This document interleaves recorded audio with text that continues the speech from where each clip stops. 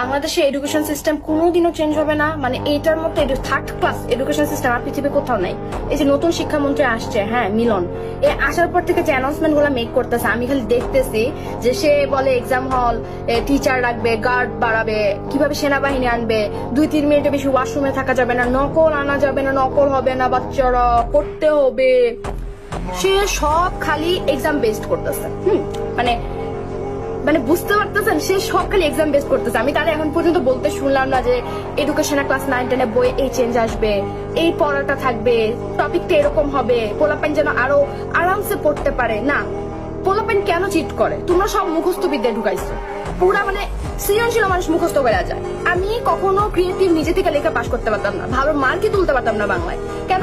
কারণ হচ্ছে আমাকে গাইড ফলো করতে হবে, ওই নিয়মে সৃজনশীল। ভাই সৃজনশীল মানে ডাকি তাহলে মানে আমি যদি আমার মন মতো করে সাজায় না লিখতে পারি, মানে ভ্যালিড পয়েন্ট গুলো যদি সাজানো